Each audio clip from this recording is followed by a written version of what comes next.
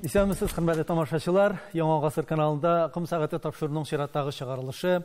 Бүген студиябызның кунагы Россия кооперация университеты ректоры, Татарстан Дәүләт Советы депутаты, хатын-кыз депутатларның мәрхәмәт милосердие төркеме җитәкчесе Алсу Нәбиева. Алсу Рөстәмовна, исәнмесез? Исәнмесез, хәерле кичләр. Алсу Рөстәмовна, иң беренче чиратта сезне яңа уку елы белән тәбрик итәсебез килә. Һәр бер уку елы инде ул бер яктан караганда бәйрәм дә, шул вакытта мең төрле мәшәкать, эш чоры башлана. Сез менә нинди кәефләр белән килеп кирдегез бу яңа уку елына һәм сез җитәкләгән университет, ул бит Россия масштабында, нинди яңалыклар белән башлый бу елгы уку елын? Бик зур рәхмәт. Безнең кәефләребез күтәренке, Аллага шөкер. Быел безнең бик күп абитуриентлар кирде укырга. Барысы да Калининградтан Камчатка хәтле Россия кооперация университетын сайладылар. 15 мең студент беренче курска кирделәр. Без шуның өчен бик шатланабыз. Безнең Казан кооперация институты шушы 15 филиал арасында иң зур күләмдәге студентлы, нәтиҗәләре буенча да иң беренче дәрәҗәдә тора торган. Шуңа күрә безнең Татарстан Казан филиалыбызның нәтиҗәләренә дә бик шатланабыз. Монда инде нинди максатлар куябыз без үзебезнең алдыбызда, шулардан башласак әйтеп китәсебез килә. Хәзер һәрбер регионда югары уку йорты икътисадта ниндидер үзенең ролен алырга тиеш. Демәк, менә шушы регионда булган оешмалар барысы да вузлар белән эшләргә тиеш һәм тыгыз элемтәдә торырга тиеш. Менә шушы үзәктән, шушы күзлектән карасак, безнең инде төп оешмабыз Кулланучылар җәмгыяте берлеге һәм без һәрбер регионда Кулланучылар җәмгыяте берлеге белән эшлибез. Безнең Татарстанны карасак, безнең бик шундый яхшы дәрәҗәдә эшли торган Кулланучылар җәмгыяте һәрбер юнәлештә дә шундый зур үзләренә планнар куеп, зур нәтиҗәләргә киләләр һәм инде рәхмәт әйтәсем килә. Безнең институтны да, студентларга да ярдәм итәләр. Анда фәнни тикшеренүләр буенча да, аннары максатчан укыту буенча да, инде теге истәм белем бирү буенча да кооперациядә эшләгән әгъзаларга шуңа күрә безнең элемтәбез алар белән бик тыгыз һәм без башка оешмалар белән дә тыгыз элемтәдә торабыз. Менә бүгенге көндә актуаль булган, әгәр дә Кулланучылар җәмгыяте турында сөйләсәк, монда инде сәүдә турында сүз бара, шушы юнәлешләр, монда инде аш-су технологиялары, монда инде менә нәрсә булса да, нинди булса да продукцияны әзерләү, эшкәртү, әзерләү дип әйтик инде. Менә шушы юнәлешләр буенча без бүген заманча модульләр кертәбез. Мәсәлән, сәүдә булганда, монда инде электрон сәүдә бик актуаль бүген. Без беләбез, пандемия башлангач, шу электрон сәүдәгә бик зур игътибар, акцентлар артты. Һәм инде без товароведлар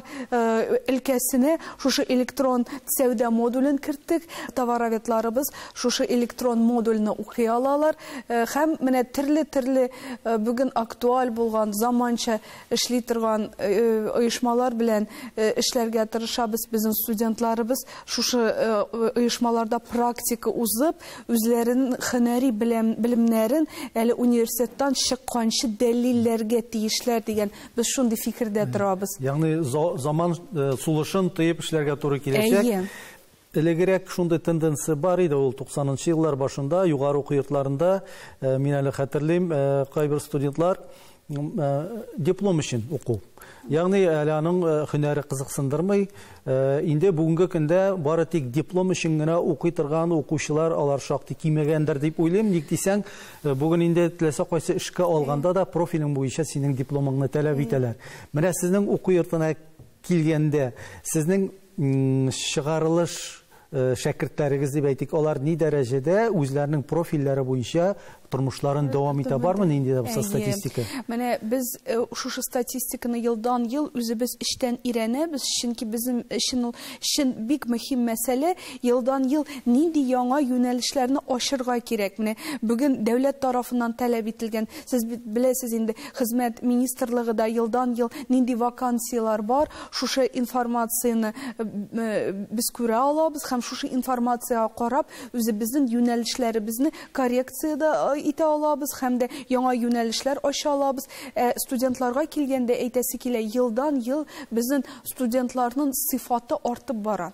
Менә әгәр бер 10-15 ел элек диплом кирәк, кая эшкә урнашсаң да диплом сырыйлар дигән шушындый ни белән фикер белән килүче студентлар бар иде. Бүгенге көндә студентлар безгә диплом бөтенләй бирмәсәгез дә безгә белем кирәк дип әйтәләр.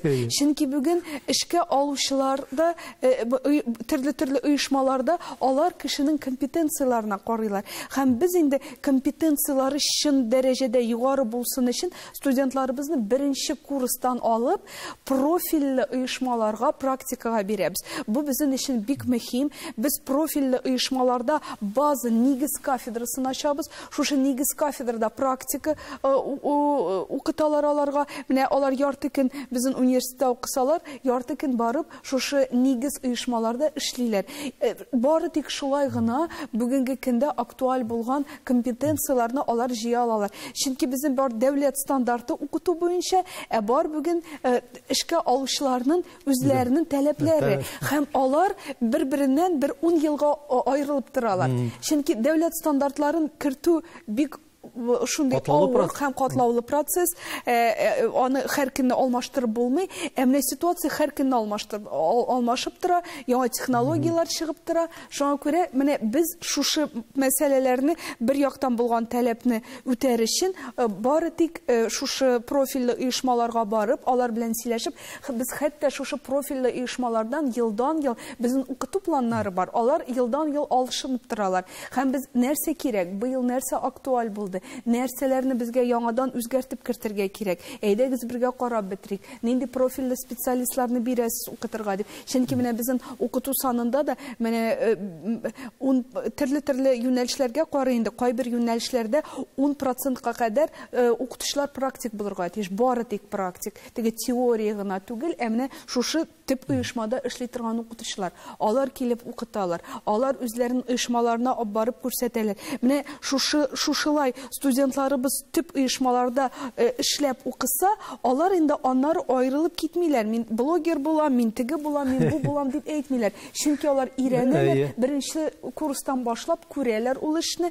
Һәм инде менә бу бер мәсьәлә дә бар бит әле. Менә кайвакыт студентлар беренче курска килгәндә әтиянинең тәкъдиме белән киләләр. Кайберләре әле ашыклап бетермәгән була үзенең киләчәген. Әле престиж диләр. Менә бу юнәлеш бик престиж. Минем монда укысым килә. Менә мин сорыйм, сез менә бу мәсәлән таможня эшен сайладыгыз яки икътисадны сайладыгыз. Безнең бит менә аш-су технологиясы да бар. Безнең гостиницалар, отельләр белән эшли торган юнәлешебез дә бар. Ник анда бармадыгыз, ник монда бармадыгыз?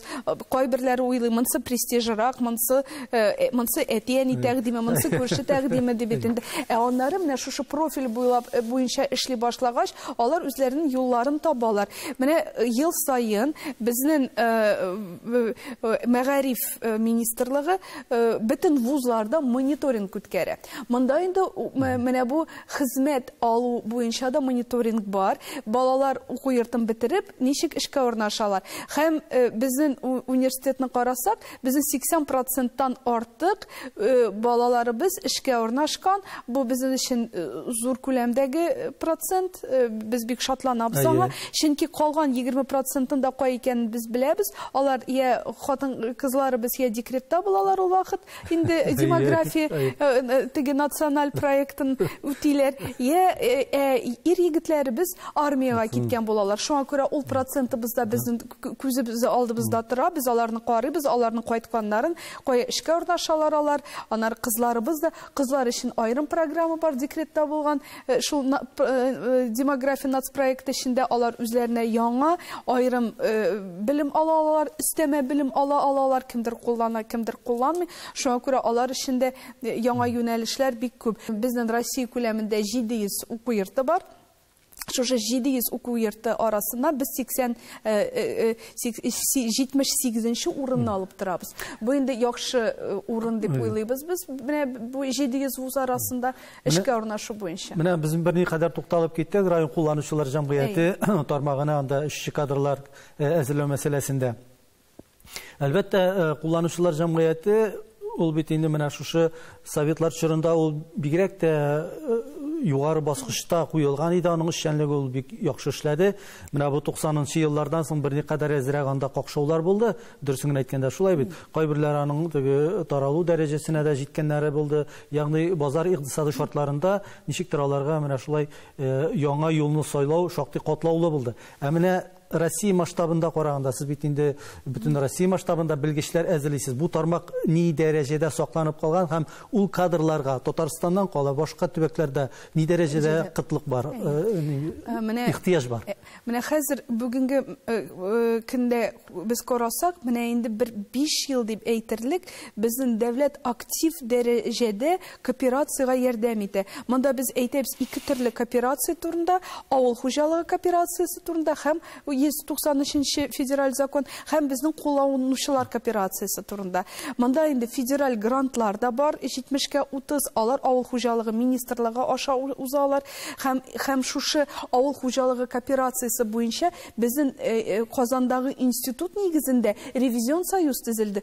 Шушы ревизион союзыбызда безнең 60 кооперативтан артык агъзабыз бар. Алар инде безгә статистикада бирәләр, чөнки безнең диссертацион берлегебез дә бар, советыбыз бар. Шушында аспирантлар диссертация язганда, шушы аларның материалларын да кулланалар. Без ревизияда оештырабыз алар белән, аларга килеп дәүләт тарафыннан авыл хуҗалыгы кооперациясе актив дәрәҗәдә аңа ярдәм ителә. Елына менә Татарстанда 300 миллионнан артык грант акчалары бирелә.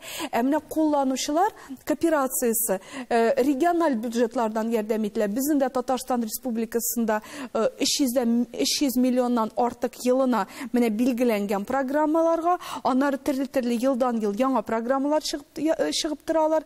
Бу инде теге заманча көненә карап, анда информатизация буенча да, фән эше буенча да. Шуңа күрә Россия күләменә килгәндә безнең 89 регионнан 71 регионда кооператив оешмалар бар. Һәм анда бик нык кадрлар мәсьәләсе кирәк дип әйтә алмыйбыз без, чөнки безнең менә Россия кооперация университеты 15 филиалы бар, аннары Сибир кооперация университеты бар 5 филиалы, аннары Белгородта безнең кооперация университеты бар, һәм шуннан тыш 36 урта профессиональ белем бирү колледжы бар бөтен ил буенча, ил масштабында. Ягъни кадрлар җитәрлек. Кадрлар җитәрлек, кадрлар әзерләнеп торалар. Шуңа күрә кадрларга эш җитәме менә? Менә кадрларга, менә беләсезме, ничек авылга китү мәсьәләсендә төрле регионнарда төрлечә. Менә безнең мәсәлән Татарстанда югары уку йортын бетереп авылга китсәң, аерым акча бирелә. Менә 300 мең, аннары ел буе тагын бер тапкыр ел буе өстәмә зарплата түләнә ай сайын. Специалистларга җиңелрәк. Ул һәрбер регионнарда ул программа. Бу кызыксындыру чаралары инде. Ул кызыксындыру чаралары айрым-айрым регионнарга каратып инде. Ләкин һәрбер регионда кулланучылар берлеге төрле программалар эшләр, яшь специалистлар өчен, яшь кадрлар өчен.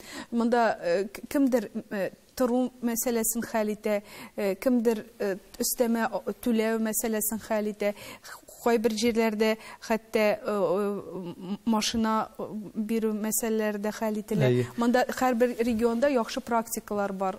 Менә бу авыл хуҗалыгы кооперацияларына килгәндә, бүгенге көндә бит инде бу безнең хөкүмәт тарафыннан өстенлекле юнәлеш итеп билгеләнде. Шуннан да авыл җирлегендә җитештерүчеләр, авыл кешеләре аларның товарларын әле эшкәртеп, тиешле дәрәҗәдә сатучыга тәкъдим итәр өчен ул кеше бер үзе генә бер нәрсә эшли алмый. Шулай бит. Аның өчен менә берләшергә кирәк. Шушы кооперациялар ярдәмендә генә ул ничектер үзенең товары белән дөнья базарына, һичюгы Россия, Татарстан базарына чыга ала. Менә бу эш ни дәрәҗәдә катлаулы сезнеңчә?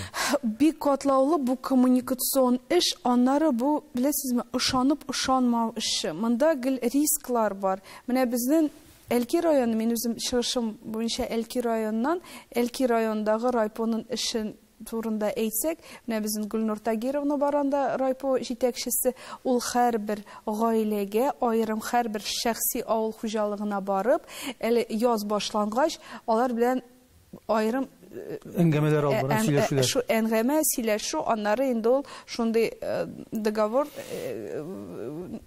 формасында кул куела. Менә ул нәрсә дип әйтә. Мин сезгә орлыклар бирәм, сез миңа көз көне шуның хәтле бәрәңге, кишер, фәлән үстереп бирергә тиеш, ә мин аны көз көне базар бәясеннән сездән сатып алам.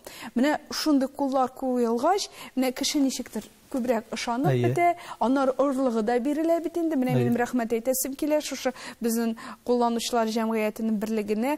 Инде ничә ел менә шушы орлыклар таратыла безнең халыкка. Хәтта безнең кооперация университетында үзебезнең кооперативларыбыз бар, мәктәп кооперативлары безнең белән эшли торган. Хәтта без менә шушы кулланучылар җәмгыяте аша шушы мәктәпләргә дә орлыклар бирәбез. Кишер, суган, чигендер орлыклары, алар мәктәп бакчаларында үстерәләр аны. Аннары без аны җыеп кулланучылар җәмгыятенә тапшырабыз. Шушы балалар әзрәк акча эшләсен дип. Сез бит инде беләсез, 16 яшьтән алар пайчылар булалар. Бу инде законлы рәвештә алар 16 яшьтән эшмәкәр. Һәм безнең нинди үзебезнең теләгебез, аларның менә шушы хезмәт китабында инде трудовая книжка дип әйтәбез. Беренче язу кооперативта эшләдем дигән, шундый язу булса, алар шушы идеологияга берләшү, кооперация идеологиясына ничектер буйсынып, ышанып яшәрләр иде. Аннары беләсезме, кооперация бит ул кеше командада эшләргә кешене өйрәтә. Бу хәзер бит инде индивидуаль шундый фикердә бик күп. Кайбер балалар әйтәләр, менә мин бер нәрсәгә дә бәйле буласым килми, менә мин индивидуаль, бу куркыныч.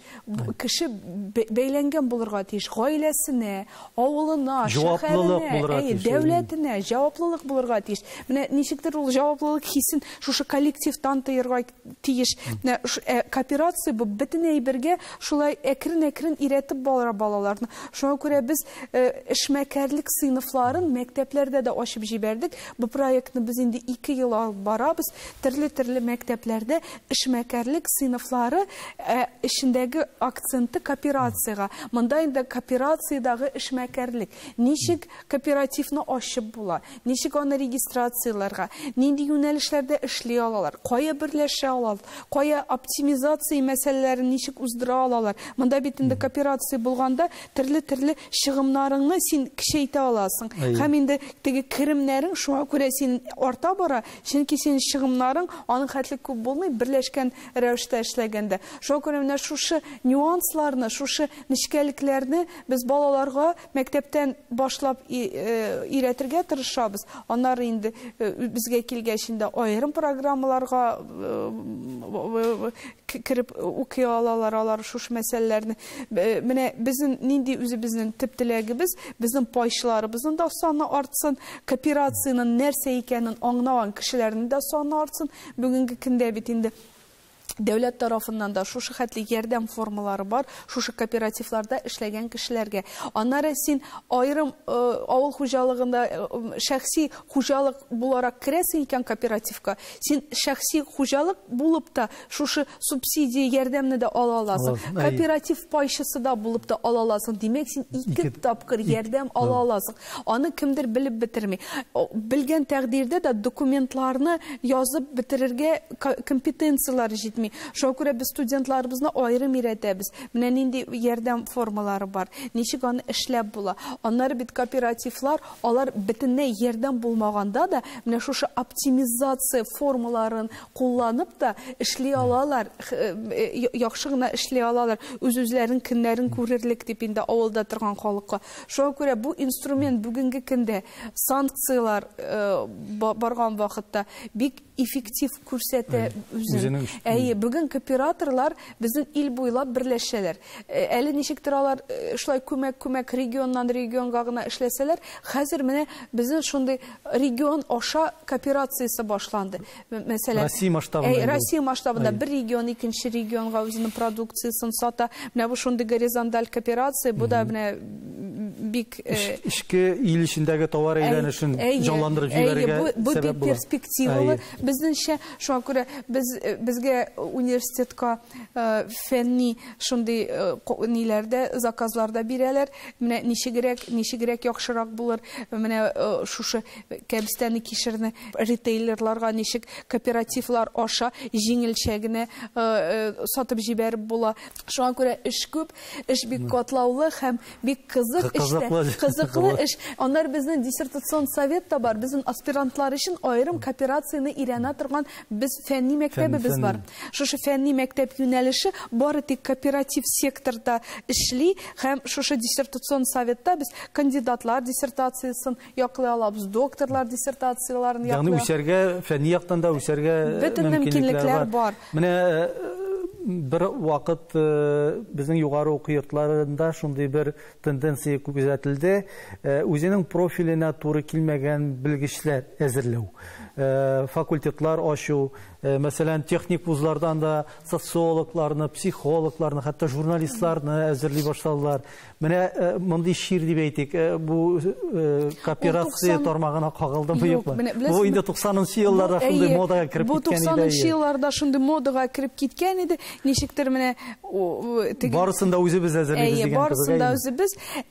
Сез беләсез бит инде менә 2015 елдан бик каты вузларны тикшерә башладылар, бик каты мониторинг тикшеренүләр узды һәм ул елларда бик күп вузлар ябылып та бетте. Һәм менә шушы яктан караганда профессиональ вузлар, техник вузлардан алып битерделәр дип әйтик инде күбесенчә, аларга профильле булмаган юнәлешләрне. Безнең кооперация университеты ул бит инде гомердән гомер шушы эшмәкәрлеккә өйрәткән. Монда инде икътисад юнәлешләре безнең күбрәк. Аннары кооперациянең төп юнәлешләре аш су технологиялары, сату, сәүдәгәрлек, товароветлар, аннары бүгенге көнне кунакчылык юнәлешләре, монда инде шушы гостиница эшләре буенча. Шуңа күрә без күбрәк шушы юнәлешләргә акцент бирәбез инде бүгенге көндә. Аннары сату, бит инде безнең таможня юнәлеше дә бар. Сатуны чит ил халыкара сату буенча специалистларда әзерлибез без. Шуңа күрә безнең кооперация өлкәсендә барлык булган таләпләрне дип әйтик инде без профессиональ яктан кирәкле булган специалистларны без үзебезгә әзерлибез. Безнең профессиональ уку йортларында һәм инде югары уку йортларында. Менә белгечләр кадрлар дигәннән соңгы елларда, менә бу беренче елда IT белгечләргә бит инде ил күләмендә ихтыяҗ шактый артты. Һәм әйтергә кирәк, IT белгечлеккә укырга теләүчеләрнең бер катламы урта һөнәри училище техникумнарга күпләп агылдылар. Ул шул юнәлештә эшләүче техникум училищеларда хәтта зур конкурслар барлыкка килде. Һәм бу IT юнәлешендә генә түгел, мөгаен башка һөнәрләрдә дә күзәтелә торгандыр. Менә булачак абитуриентларның дип әйтик инде, күпләп урта һөнәри уку йортларына агылуы, ул вузларда абитуриентларга кытлык тудырмыймы, конкуренция тудырмадымы? Менә мин хәзер аңлатып китәм. Безнең бит инде клиентләргә, колледжларга бара торган абитуриентлар, алар күбесенчә 9нчы сыйныфтан соң китәләр. Алар гомумән вузга керә алмыйлар ул балалар. Чөнки вузга керә торган балалар 11нчы сыйныфны бетерәләр. 11нчы сыйныфтан соң клиенткә бара торган балалар, алар ЕГЭ бирмәгән балалар гына. Әгәр алар ЕГЭ тапшырып, алар клиентны сайламыйлар инде, уку йортына баралар. Шуңа күрә 9нчы сыйныфтан соң килгән балалар клиентны бетерәләр дә, алар аннары уку йортына кирәләр, югары уку йортына кирәләр. Безгә килгән балаларның сыйфаты башка була, тагын да югары дәрәҗәдә. Алар инде профессиональ белемдә алган булалар. Безгә андый балалар белән тагын да кызыграк эшләргә, алар инде әзерләнеп килгән балалар булалар. Шуңа күрә без ул яктан конкуренцияны күрмибез. Без дөресен әйткәндә клиентләргә рәхмәтле дә, шундый әзерлекле балаларны җибәрәләр алар безгә. Аннары без инде аларны профиль буенча укытырга тырышабыз. Менә әгәр безнең нинди булса да клиенттә икътисад юнәлешен бетереп килгән бала безгә югары уку йортына килә икән, ул 1 елга кимрәк укый. Әгәр профилен алмаштырып килсә, ул шул бөтен елын укып бетерергә тиеш инде. Менә профиле буенча килсә, клиенттә дә шул профиль буенча укый, югары уку йортында да шул профиль буенча, аның 1 ел экономиясе була инде шушы елы буенча. Осурсамны белүмчә сез бит беренче һөнәрегез буенча укытучы. Казан дәүләт университетының тарих факультетын тәмамлагансыз һәм шул уку йортында әле тарих укытасыз. Аннан инде соңрак Казан кооперация институтында ул вакытта белем бирәсез. Менә быел бит инде безнең Россия масштабында укытучылар һәм остазлар елы. Әйтегез әле, менә шушы елда укытучыларга, мөгаллимнәргә карата мөнәсәбәт, караш ничек тә булса үзгәрдеме, юкмы? Бар, сез аны сизәсезме? Дәүләт күләмендә бик үзгәрде. Шундый укытучыларга игътибар, ветераннарга, шушы мәгариф өлкәсендәге ветераннарга игътибар. Аннары бит инде безнең гомумән илебездә менә бу 10 ел фән һәм технологиялар елы. Монда инде фәнгә без игътибарның артуын берничә ел сизәбез. Быел аерым индивидуаль яктан без үзебезнең укытучыларыбызны искә алабыз. Аларга рәхмәт әйтәбез. Бу инде ел башыннан фотоконкурслар уза укытучыларга башланган. Безнең менә кооперация секторында безнең Центр Союз тарафыннан иң яхшы остаз һәм укытучы кооператив уку оешмалары арасында конкурс игълан ителде. Без үзебезнең остазларыбызны шушы реаль өлкәдән, кооперация өлкәсеннән кем балаларны укытырга өйрәтә, университетлар тарафыннан иң яхшы укытучыларны билгелибез. Бу инде дөресен әйткәндә шушы укытучыга бик зур хөрмәт, бу кирәкле хөрмәт, тагын бер тапкыр игътибар итү ата-ана тарафыннан, балалар тарафыннан укытучының искитәрлек нинди зур дәрәҗәдә җаваплы эш эшләвен бөтен халык аңласын өчен. Чөнки укытучы булмаса, без шундый камил җәмгыятьтә яшәмәс идек. Ул игътибар, хөрмәт дип әйтик, ул нинди дә булса материаль яктан чагылыш табамы, юкмы? Әлбәттә, бу сез бит инде беләсез, безнең югары дәрәҗәдәге укытучыларыбызны мәгариф тарафыннан билгеләнгән укытучылар, аларны бит инде түләү хакында башкача, аларның аерым коэффициентлары бар, аларга аерым премиялар түләнә. Шуңа күрә монда әлбәттә игътибар бар укытучыларыбызга. Менә бүгенге көндә бит инде менә әллә берничә ел узды инде безнең президентыбызның май указлары бар иде. Анда һәрбер укытучыларга түләү шартларына каралган. Монда инде түләү күләме 200% регионның урталама түләү хакыннан иде. Менә бу укытучыларга карата шартларны искитәрлек ул шартларны яхшылатты дип әйтик инде, һәм укытучылар шундый түләү хакын ала башладылар. Бу инде бөтен ил күләмендә эшләнелде бу эш. Шуңа күрә бүген укытучыларга игътибарыбыз бик безнең зур, һәм укытучыларыбыз безнең җитми нәрсәдән, чөнки балалар саны арта бара, яңа мәктәпләр ачыла, укытучылар кирәк. Шуңа күрә укытучыларны әзерләр өчен яңадан бюджетлы урыннар бирәләр. Педагогик уку йортларына төрле юнәлештә ул укытучыларыбыз әзерләнә безнең. Шуңа күрә без инде шушы эштә дәвам итер дигән өметтә калабыз. Өметтә калабыз һәм үзебезнең ягыбыздан шушы югары квалификациялы укытучыларны әзерләүгә ярдәм итәбез. 2 диссертацион советыбыз бар безнең. Шуңа күрә алар кандидат һәм доктор диссертацияларын яклыйлар һәм югары дәрәҗәдәге укучыларны да укыта алалар. Менә мәсәлән бүгенге көндә безнең Россия кооперация университетының Сириус университеты белән бер аерым программабыз бар. Безнең укытучыларыбыз Россия кооперация университеты укытучылары Сириустагы студентларга эшмәкәрлекне укыталар. Чөнки андагы студентлар югары квалификациялы лабораторияларда эшли торган, искитәрлек технологияларда кулланып эшли беләләр. Үзләренең эшләгән нәтиҗәләрен сатып коммерция яктан куллана алмыйлар. Һәм менә безнең шундый максатыбыз, безнең шул Сириус белән аңлашмага килгәндә, безнең алдыбызда шундый максат куйдылар. Менә сез алар эшләгән эшне аларга өйрәтсәгез иде, шушы сатып җибәрергә үзләренең нәтиҗәләрен без бик шат булыр идек дип, һәм без шушы шартларны үтәр өчен менә тырышабыз. 1 сентябрьдән шушы программа башланды. Безнең өчен дә зур җаваплылык, чөнки Сириуста укыган балаларны безнең нинди дәрәҗәсен беләбез, аларга файдалы булырга тырышырбыз дип уйлыйбыз инде. Менә мин сезнең хезмәт биографиягызда игътибарымны җәлеп иткән тагын бер шундый факт бар. Сез бер ара төрек теле укыткансыз югары уку йортында. Аңлавымча, бу бит инде төрек телен укытыр өчен төрек телен яхшы белергә кирәк. Менә мин бик бәхетле кеше дип саныйм үземне. Мин 9-нчы сыйныфтан соң төрек лицейына укырга кирдем. Һәм шушы төрек лицейында безне төрек укытучылары укытты. Ул төрек лицейы безнең педагогика университетының каршысында иде. Һәм шушы педагогика университеты эчендәге лицей, аның филиалы шикеллерәк иде инде. Һәм безгә урта профессиональ белем бирделәр.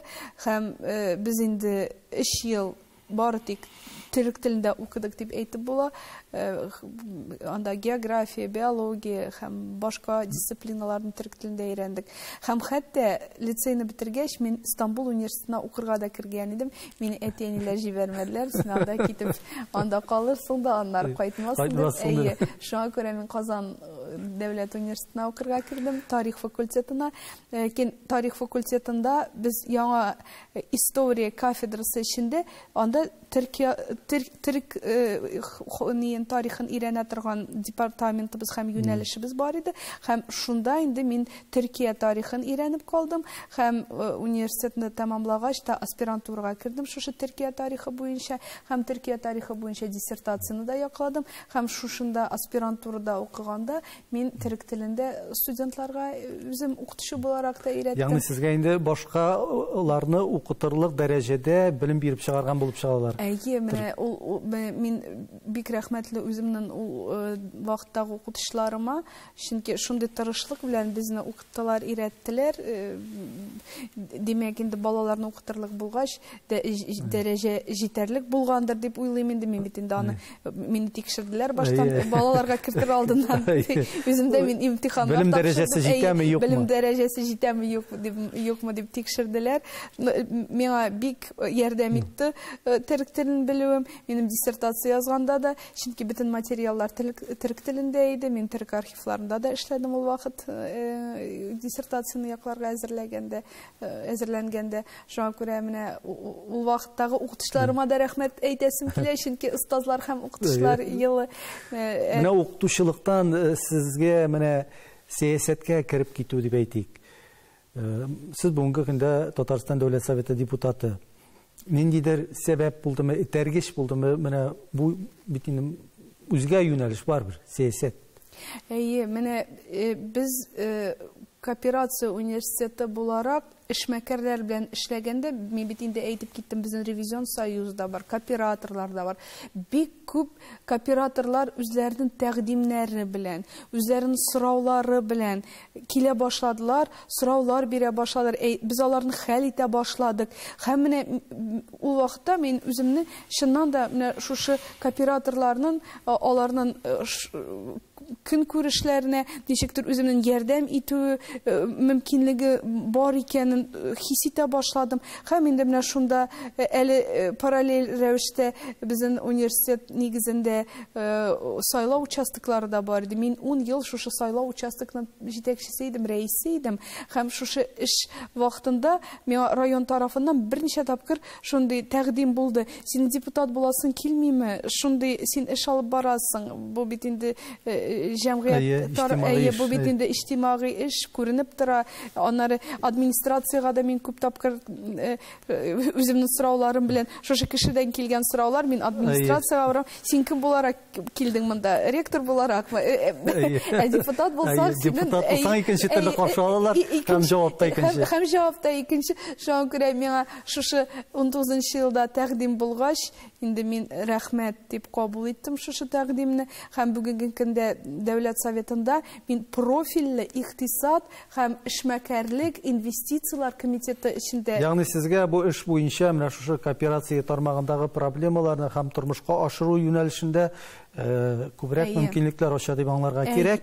Шулай да сез үзегезне бүген менә кем итеп күбрәк хис итәсез, тоясыз? Сез укытучы ректор ма, әллә депутат? Эшендә укытучы, һәм шушы ул бит инде ул укытучы кылына, аны берничә тип булмый. Ул депутатлык эшендә дә мин шагыла торганда. Әйе, эштә укытучы бөтен нәрсәне без шулай матур иттереп өйрәтеп барырга тиеш, аңлатып барырга тиеш, дәрес өйрәткән шикелле, әзерләгән шикелле. Монда инде сәяси эштә бик катлаулы эш. Монда бөтен килгән сорауларны карап кешене канәгатьләндерергә кирәк. Кешене бит инде елмаюп сүз белән генә канәгатьләндереп булмый. Аларның килгән сорауларына чын җавап бирергә кирәк. Менә шул уңайдан соравым бар иде минем, Алсу Рөстәмне. Халык белән очрашуга йөрисез бит инде, депутатларның аларның үз көннәре бар, алар халыкны кабул итәләр, сайлаучыларын. Бүгенге көндә менә нигездә дип әйтик, халыкны нинди проблемалар борчый? Biz бит инде хатын-кызлар, Дәүләт Советында хатын-кызлар әле мәрхәмәт милосердие фракцион оешмасына да берләштек. Бу инде безнең Бердәм Россия партиясе эчендә фракцион оешмабыз бар. Монда 15 хатын-кызыбыз бар, безнең барысы да шушы оешмага кергән. Һәм безгә шушы хатын-кыз депутатлар буларак иң беренче килгән сораулар бу социаль ярдәм. Күп балалы гаиләләр. Аннары шундый начар сыйфатлы яшәү шартлары булган гаиләләр. Бүгенге көндә инде менә махсус хәрби операция бара. Шушында катнашкан гаиләләрнең хәле, аларның нинди ярдәм алалар, аларга ничек ярдәм итәргә. Менә бүгенге көндә без күбрәк социаль мәсьәләләрне хәл итәбез. Монда инде социаль мәсьәләләр дигәндә алар төрле юнәлештә. Монда инде мәгариф юнәлеше дә бар. Балаларны укырга кертү, укыту, менә шушы, аннары хастаханәләр буенча да шушы саулык сәламәтлек буенча юнәлеше бездә бик актив. Монда дарулар буенча да ничек ярдәм итәргә. Аннары безнең инде хатын-кызлар повесткасы да аерым бар. Хатын-кызларның исәнлеге, сәламәтлеге, хатын-кызларның эшмәкәрлеге, хатын-кызлар ничек алга баралар, алар өчен нинди шартлар тудырыла. Менә бу аерым юнәлешебез бар. Хәзер менә көз башлана инде. Иң актуаль мәсьәлә безнең җылыны кабызу була. Менә ниндидер йортта бүген җылы җибәргәннәр, безнекендә иртәгә җибәргәннәр. Менә бу мәсьәләләр бу мәсьәләләрне хәл итәргә туры киләме? Депутатларга мөрәҗәгатьләр килә. Бик күп мөрәҗәгатьләр килә. Безнең шушы планыбыз да бар. Кайчан нинди йортта җылы бирелә, бит инде без аны нитәбез, беләбез. Барыбер халык кызыксын сораулар туалар. Менә хәзер көз, бу бит инде традицион мәсьәләләр. Һәр көз көне шушы сораулар бу. Кыш көне карлы кыш булса, шушы сораулар булачак. Менә безнең традицион сорауларыбыз бар. Сезонлы дип гел булып тора торган. Җәй көне инде балаларның мәктәпкә керү мәсьәләләре, монда прописка буенча булган балалар кая керә алалар, пропискасы булмаса мәктәпкә керә алалармы, нинди керү шартлары ничегрәк. Менә төрле сораулар булып торалар. Һәм безнең мәрхәмәт милосердие депутатлар берлегенең сайты бар. Һәм анда ачыктан-ачык бөтен сорауларны халкыбыз яза ала. Һәм безнең айна шактый сораулар килә, без аларга бөтенсенә җавап биреп торабыз. Шушы халыкны кызыксындырган сорауларга һәм инде ярдәм итәргә тырышабыз. Монда кайбер вакыт килгән сораулар, алар аерым программаларга кертелгән булалар, халыкка ачыклап җибәрергә генә кирәк. Ничек аның усулы, кая гариза язарга, нәрсә кая барга, нишләтергә. Кайбер вакытта индивидуаль мәсьәләләр бар, аны индивидуаль дәрәҗәдә хәл итәргә туры килә. Шуңа күрә монда инде төрлечә гел инде без шулай иҗади яктан карыйбыз дип әйтеп булмый бит. Халыкка файдалы булыр өчен нинди иң кыска юлды сайларга, шушы юлны сайларга тырышабыз. Менә ярдәм дигәннән шундый бит бер гыйбарә бар. Мохтаҗ кешегә балык бирсәң, аның бер тапкыр тамагы туя, ул сиңа бер тапкыр рәхмәт әйтер. Әгәр дә син аны балык тотарга өйрәтсәң, ул сиңа гомер буе рәхмәтле булыр дип. Менә ни дәрәҗәдә бүгенге көндә ярдәм әйбәт әйбер, матди ярдәм бигрәк тә әйбәт. Әмма менә матди ярдәмгә генә ияләндереп мохтаҗларны, аны менә шушы җәмгыятьтә яшәргә һәм эшләргә өйрәтмәсәк, без бу проблемадан гомергә чыга алмаячакбыз дигән фикер юк. Бу бик дөрес философия, бу бик дөрес философия, без дә укытучылар буларак, мәгариф өлкәсендә эшли торган кешеләр буларак, нәкъ үзебез шушы философиядан торып, халык белән элемтәдә торабыз. Менә мәсәлән, әгәр инде программа бар икән, ярдәм итерлек, сиңа аңлаттылар, син мен шушы гаризаны да яза алмыйм дип әйтеп, шушындый сорау белән килсәң, димәк, без утыртып аның өчен язмыйбыз инде, тагын бергә өйрәтәбез һәм төрле курсларыбыз бар безнең мәрхәмәт милосердие тарафыннан игълан ителгән. Менә соңгысы без мобилизациядә катнашкан эшмәкәрләрнең хатыннары өчен бушлай акчасыз курслар оештырдык. Хатын-кызлар шушы ирләре киткән ирләрнең бизнесларын алып дәвам итәселәре килә икән, нинди компетенциялар кирәк, без аларны өйрәтәбез. Ягъни практик дәрәҗәдә өйрәтәсез. Кемгәдер бер бухгалтерия белеме җитми, кемгәдер хокук белеме җитми, кемдер шушы өлкәдә эшләгән практиклар белән сөйләшәселәре килә, нюанслар, нечкәлекләр буенча. Һәм безнең 56 шундый хатын-кыз шушы курсларда катнашып, билим алдылар. Һәм без аларны айрым-айрым барлап, алар белән эш итәбез. Менә шуңа күрә безнең өйрәтү мәсьәләләрдә бик күп хатын-кыз сәламәтлеге дигән айрым-айрым курслар оештырабыз без. Аннары кайнар линиялар оештырабыз. Нинди мәсьәләләр сезнең өчен актуаль, без нәрсә буенча укыту курслары башларга тиеш.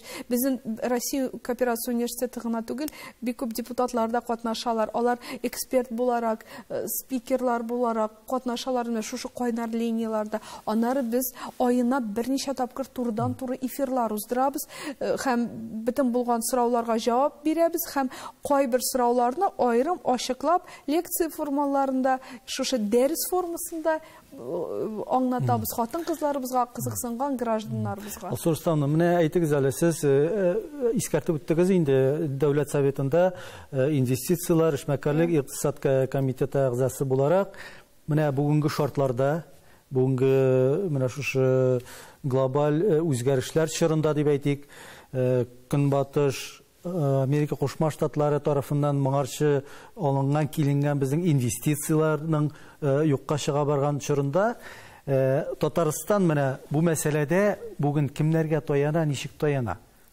Безнең Татарстан Республикасы уникаль, безнең җитәкчебез дә, рәисебез дә уникаль кеше.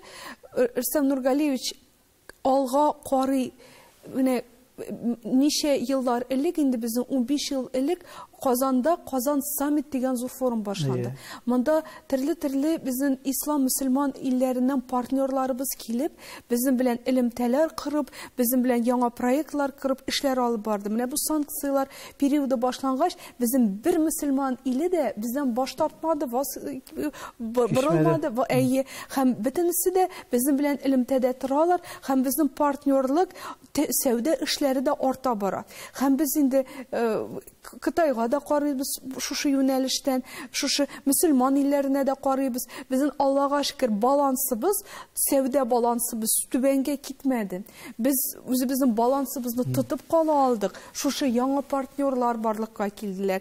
Яңа мөнәсәбәтләр кырыла бара. Менә быел гына Казан ислам форумында, бу безнең быел бит инде Россия күләмендә федераль масштабка күтәрелде безнең форум. Айрым хатын-кызлар мәйданы да булды. Шушы хатын-кызлар мәйданын без Дәүләт Советы хатыннары оештырдык. Минем рәхмәт әйтәсе килә, менә шушы җаваплылыкны безгә бирүләре өчен айырны да, безнең хуҗаларыбызны да, һәм шушы хәтта хатын-кызлар да күпме анда аңлашмалар кырылды. Күпме без төрле илләрдән безнең эшмәкәрләр килде. Яңа проектлар төзелде, ачылды, санаторийлар буенча, укытулар буенча. Аннары башка юнәлештәге хатын-кызлар, эшмәкәрләр дә үзләрен бик матур күрсәттеләр һәм хәзер безнең дәвам итә бу эшебез. Менә әйтим бит, Түбән Новгородта форум булды. Шушы Казан форумына килгән Мароккодан хатын-кызлар килделәр, Азәрбайҗаннан хатын-кызлар. Шушы форумнан соң без инде Азәрбайҗанга барып та кайттык. Алар безне кабул иттеләр. үзләренең фабрикаларын күрсәттеләр, эшли торган урыннарын күрсәттеләр, яңа проектларын. Һәм безнең ул яктан Татарстаныбыз шуның хәтле ачык инвестициялар эчендә. Сез беләсез, безнең Россия күләмендә Татарстан Республикасы инвестицион регион, теләкле инвестицион регион буларак икенче урында тора илдә. Бу бик зур дәрәҗә, бу инде безнең җитәкчеләребезнең дә, һәрбер оешманың да шундый югары дәрәҗәдә эшләвен күрсәтә, шундый ачыклык, шундый шартларын тудыру күрсәтә бизнес өчен. Бизнес бит ул гел карап кына тора. Әгәр гарантиялар юк икән, әгәр менә ышаныч юк икән, алар килмиләр. Безгә киләләр икән, чөнки бездә ышаныч бар. Безнең ышаныч бар, җитәкчеләребездән башлап. Аннары бөтен тудырган шартлар шушы бизнеска туры килеп торалар. Бу мәсьәләдә минем соравым бар, менә сыйфат мәсьәләсендә, әйеме? Әлбәттә, Европа һәм Кушма Штатлар инвестициялары һәм аларның алдынгы технологиялары монда инде иң югары дәрәҗәдәге сыйфат дип әйтергә кирәк.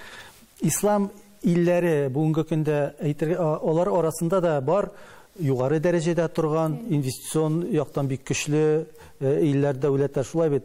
Шул ук вакытта дөнья масштабында караганда уртача күрсәткечтән түбән булган дәүләтләр дә җитәрлек һәм алар да безнең белән хезмәттәшлек итәргә алына. Менә бу нисбәттән без ни дәрәҗәдә ислам илләренә таяна алабыз сыйфат мәсьәләсендә? Сыйфат мәсьәләсендә дә таяна алабыз, чөнки бик яхшы бенчмарклар бар. Аларның да алга киткән технологиялары бар. Төрле юнәлешләрдә бүген безнең сәнәгать министрлыгы шушы юнәлешләрне язып чыгарды. Һәм инде безнең фән ягыннан безнең хөкүмәтебез белән шушы мега проектлар списогын барлыкка китерде. Һәм бүген инде технологическая политика һәм технологический суверенитет дигән шундый төшенчәләр кирделәр. Һәм шушы төшенчәләр эчендә нинди проектлар беренчедән чынбарлыкка ашырырга тиеш, нинди партнерлар булырга тиеш. Менә безнең Татарстан килгәндә без эшләгән партнерларыбыз югары күләмдә һәм технологиялары җитәрлек партнерлар белән без эшлибез. Һәм дә инде башка бәлки каядыр технологиялар җитеп бетми, ләкин ниндидер товарлар аларда кирәк. Алар белән дә эш итәбез. Шуңа күрә монда безнең баланс бар һәрбер яктан. Осурсам, бик зур рәхмәт сезгә менә шундый эчтәлекле әңгәмәгез өчен. Сезгә инде эшегездә уңышлар теләп калабыз һәм яңа уку елы сезнең югары уку йортына бары тик уңышлар гына китерсен һәм сезнең кадрларыгыз безнең илнең, республиканың икътисадын алга үстерүдә, күтәрүдә зур өлешләрен кертер дип ышанып калабыз. Бик зур рәхмәт сезгә. Рәхмәт.